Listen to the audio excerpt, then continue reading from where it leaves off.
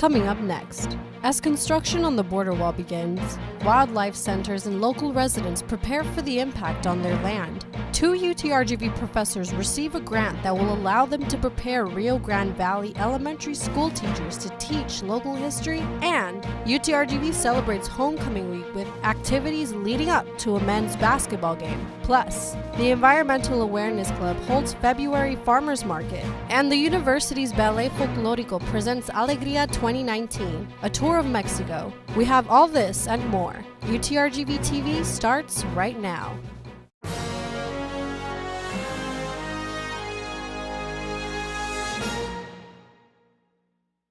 Thank you for joining us for this week's UTRGV-TV edition. I'm Marisol Villarreal.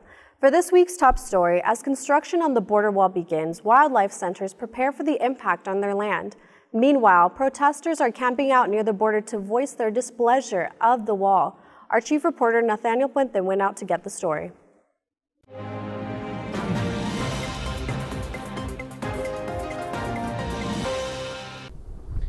President Donald Trump has issued a national emergency in order to build the border wall, which in Alamo is set to be built on this levee, destroying several historical landmarks.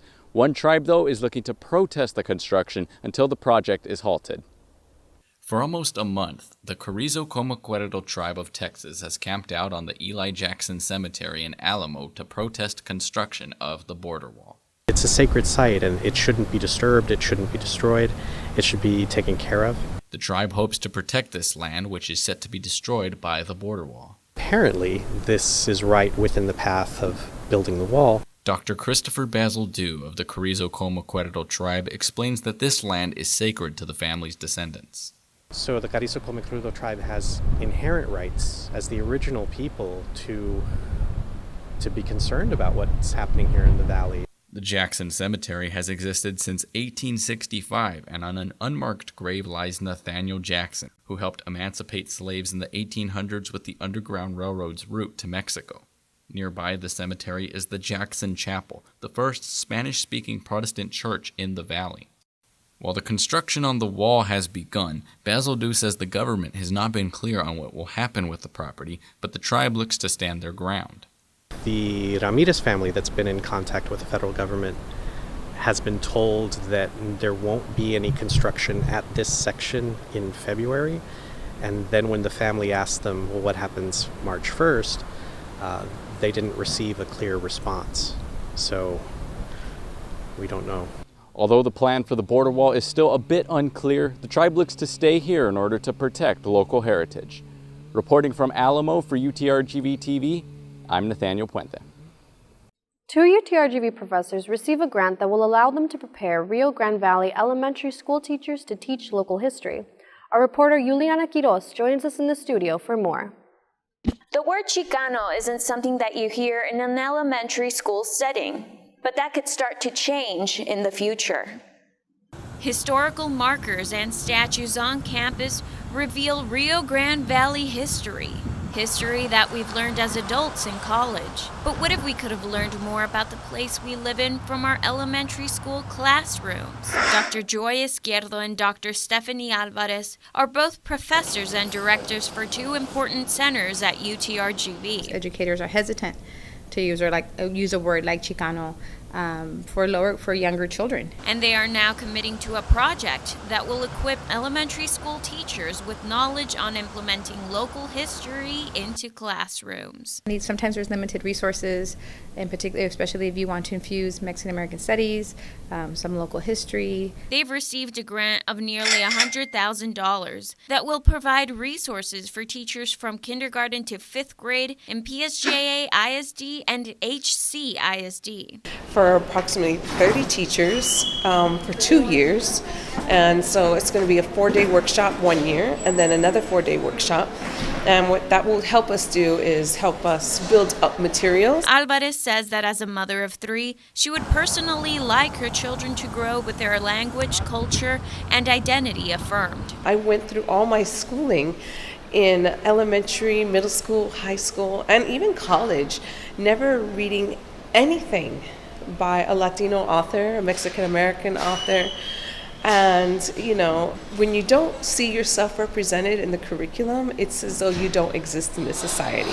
Izquierdo tells us the long-term goal for this project would be to have this curriculum available in both English and Spanish for all elementary school teachers of the Rio Grande Valley and beyond. Then begin to share that with students so they don't have to wait till they're in high school or college, that they see it very relevant in kinder through 5th grade. Both Izquierdo and Alvarez feel excited about the project and hope to continue expanding a deeper understanding of both community and heritage to Rio Grande Valley students. In the studio for UTRGV-TV, I'm Juliana Quiroz. UTRGV celebrates Homecoming Week with activities leading up to a men's basketball game. Our reporter Rocio Villalobos visited the tailgate to bring us the details.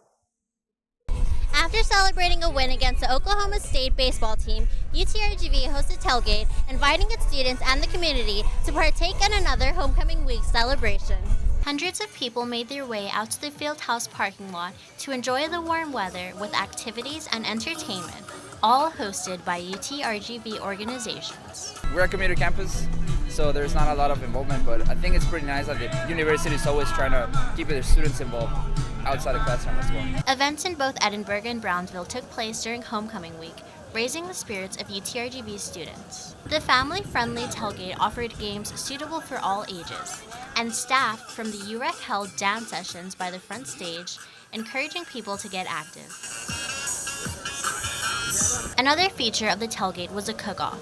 Student organizations entered, hoping to wow the judges and take home a trophy.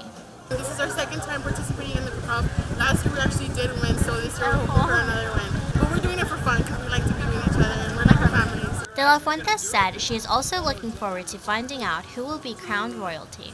We have one of our residents running and we have 2 of our RAs running, so that's super exciting. So that's one thing I'm looking forward to. 2018-2019 Homecoming Royal Samantha Munoz was also awaiting their reveal. I'm excited for them to have the same experience I had and just see how they take on the role of the Royal and go out there and represent our university. At 9 p.m., students and visitors began filing into the gymnasium to watch the UTRGV men's basketball team square off against Utah Ballet. And during halftime, the 2019-2020 Royals were introduced by their predecessors. The visiting team ended the home team's 5-game winning streak. Although Homecoming Week has come to an end, UTRGV students demonstrate the vaquero spirit year-round. Reporting in Edinburgh for UTRGV-TV, Rocio Villalobos. The university's Ballet Folklorico presents Alegría 2019, a tour of Mexico. With vibrant colors, drama, and dance, I went out to bring this week's UTRGV-TV Noticias en Español.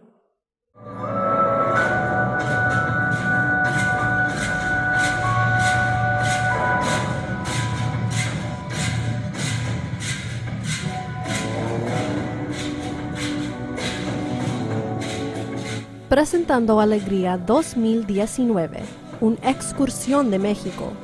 El show abrió con una pequeña presentación en lo que el público puede esperar durante Alegría.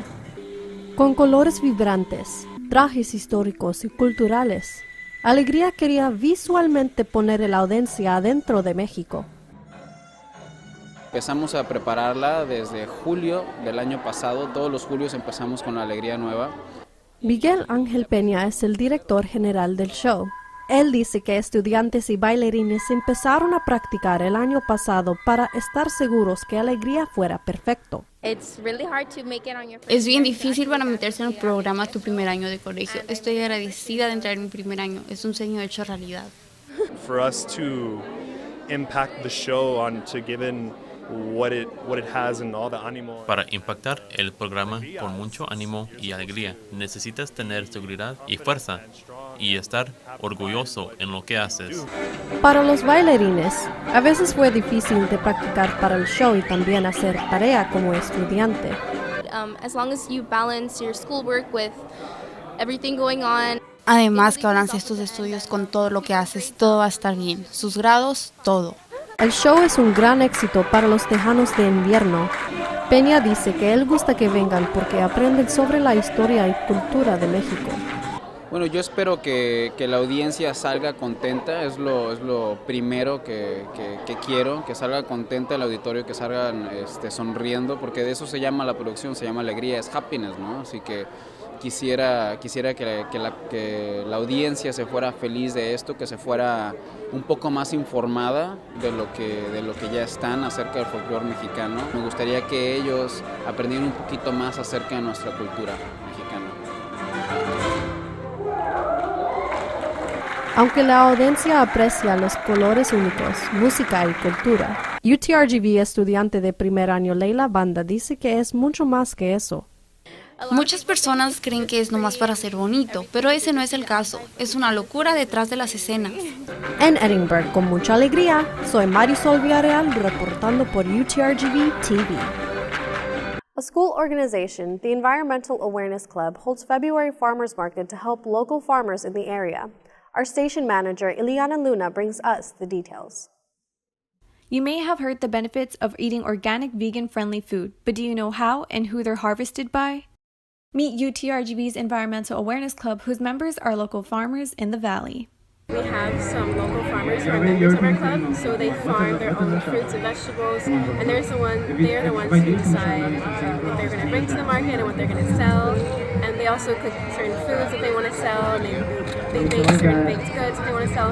But we also get donations from local farmers. We go out to the farm, we volunteer, and in exchange they give us produce so we can sell to make a profit. The farmers market sold organic toothbrushes to prep meals accessible to students and faculty as part of Valentine's Day. Other goodies included organic baked desserts and grass-fed entrees. The club hosts their farmers market once a month to supply students and faculty with healthier alternatives from their farmers, but could use the extra help. We're kind of a small group at the moment, and it's a lot of work for us, but if we have a lot more people involved, it would be possible to do this more often. People are always telling us, so why don't we do this more often, and whatnot. But it's a lot of work, so if we had more people involved, it'd be nice. The following information is how you can contact EAC. They as well have all produce and meat sold at their markets get USDA approved to meet health code regulations. Reporting for UTRGV-TV in Edinburgh, Ileana Luna. Here's this week's police reports. On February 12th, officers responded to a men's restroom at the Science Complex on the Edinburgh campus in regards to a male student suffering from self-inflicted knife wounds. The student was transported to Doctors Hospital at Renaissance for medical treatment. That same day, a female staff member at the counseling center in the Brownsville campus reported that a male student, during a counseling session, made statements of having suicidal ideations. The staff member contacted a mental health provider to evaluate the male student. The screener determined the student did not meet criteria for inpatient care. And 2 students reported being approached by 2 unknown males in the library who asked to be recorded while they danced as part of an audition for a dance club. The 2 students agreed and used one of the unknown male's cell phone. The students described the dance as inappropriate twerking. A report was filed to document the encounter. That's all we have for you today, but remember, if you have a story you would like for us to know about, or know someone who is making an impact on campus or in the community, you can contact us through our social media or email us at utrgvtv@gmail.com. We have community and UTRGV news for you every week. See you next time.